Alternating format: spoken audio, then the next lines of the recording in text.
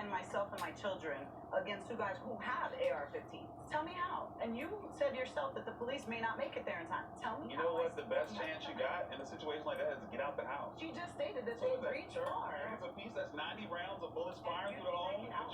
You need to get out of the house. Oh, sir, I stand my ground. Sorry.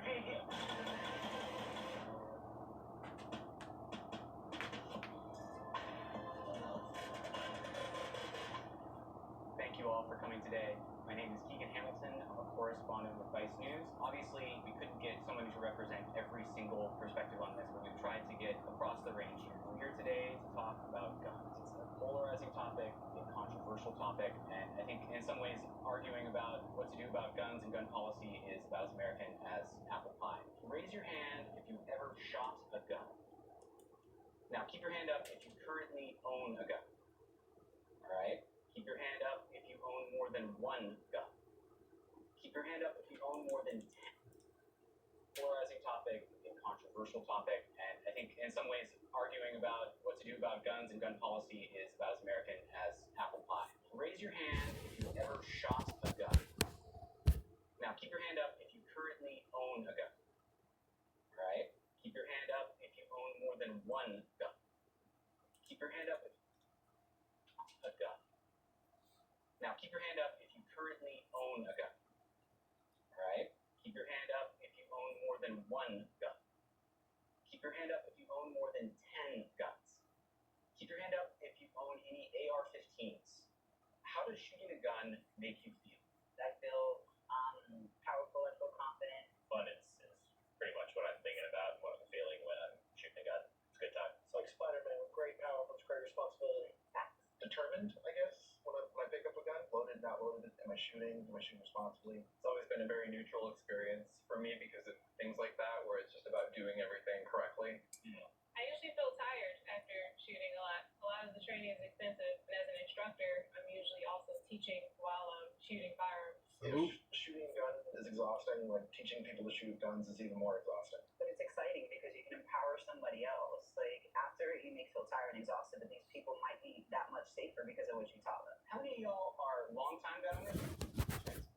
And how many are new gun owners who just got into gun ownership and shooting? Okay. I grew up around them, but I recently moved somewhere where I could personally own them. I started, closer to 2018, 2019, when I just turned 18 years old and was legally allowed to buy guns. I did not grow up around guns. I started owning them because of different political conditions that we were under. I think the reason why I don't own a gun, even though it always felt like a given, I grew up in San Antonio, and as a first generation American growing up, I wanted to be a good American. I wanted to observe what everyone else was doing and be like, okay, that's how you be an American. That's how you do it. But then I went out to a really big defensive shooting training. It's like 1,000 rounds over a weekend, lots of like pressure exercises. And I was like, this is a whole lifestyle that I'm not willing to take up. Can you talk about why you guys chose to own guns? Law enforcement. And similar, I'm military or former military and carried a Thank you for your service. while I was deployed at 19. I grew up in rural Virginia, and so for us it was more of tradition. The first firearm I received or owned was the first firearm my father owned, which was a hunting rifle. And so for us, we were taught to take care of it, appreciate it, but know that it has its place. My dad grew up in rural Pennsylvania, so he was shooting his whole life. He hunted, and so he thought it was important for us to learn pretty young kind of about guns and how they work. When I was growing up, it was always the bad guys that had guns, and I felt like I didn't have the emotional maturity at that time to own guns. But as I got older, I started seeing it more as recreation, and then as the climate in the world changed and events happened in my life, I started to really be empowered by that's what guns should be used for. I think that's my candid opinion.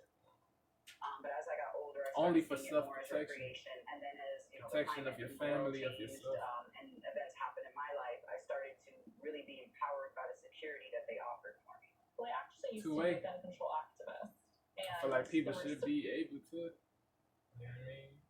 own guns, you know what I'm saying? The climate in the world changed, and events happened in my life. I feel like the good people, the truly good people and moral people should have guns, not the but as I got older, I not the started seeing it devilish more people. as recreation, and then as the climate in the world changed, and events happened in my life, I But started to really people are good, like that.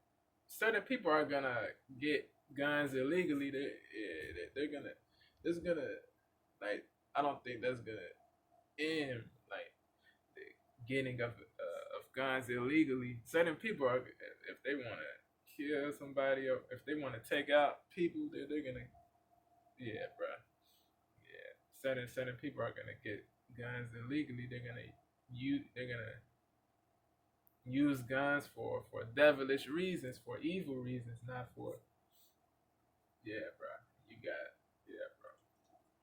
Emotional maturity at that time to own guns. But as I got older, I started seeing it more as recreation. And then as the climate in the world changed and events happened in my life, I started to really be empowered by the security that they offered for me. Well, I actually used to be a gun control activist, and there were certain events that were happening where violence against trans women was, increasing across the country. And there was this one video that went viral where a trans woman was violently mobbed in a gas station one night. That's and horrible. that was a clicking That's moment for horrible. me. At that moment, I was like, you know what? The only thing that would have stopped her from this violent mob was, in fact, a gun. How does the Second Amendment affect the way that you view gun ownership as a right in this country? Two-way I right, think my Second right Amendment to right. defend myself how I see fit comes from my creator, not the Second Amendment. A lot of people hinge on the Second Amendment and the verbiage, and we dissect it and we try to interpret it. But ultimately, every person on this planet was born with the right to defend themselves. I don't have any skin in the game. I don't own guns. So as far as 2A goes, I do not feel like that is a right that I personally want to protect or defend. I feel very conflicted about the Second Amendment. At the end of the day, when we talk about the Constitution as like this sacred document, I mean, it was written by a bunch of rich white guys who owned slaves, didn't let women vote, and thought the Electoral College was a good idea. So maybe it's not a perfect document, and we should kind of update it as time progresses. It's my right to defend myself. There is an ample amount of time between the time you call the police and the time that they arrive. It's my right to be able to protect myself in any way possible. As a survivor of gun violence, I can't help but to think about how many people have been lost because of this. Yeah. Salute to my guy, man. Salute, yeah, bro. I'm glad he's still alive. I'm glad he's still here with us, for real talk, man. Salute. Women vote and thought the Electoral College was a good idea. Salute, so man. maybe it's not a perfect document, and we should kind of update it as time progresses.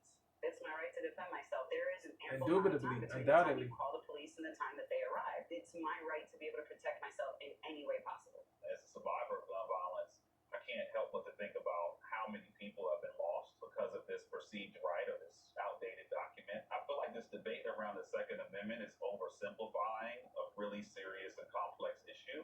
And unfortunately, there's too many privileged individuals having these debates, making these decisions who aren't feeling the pain of what gun violence in our country has done to us. In Connecticut, 2 officers were shot and killed.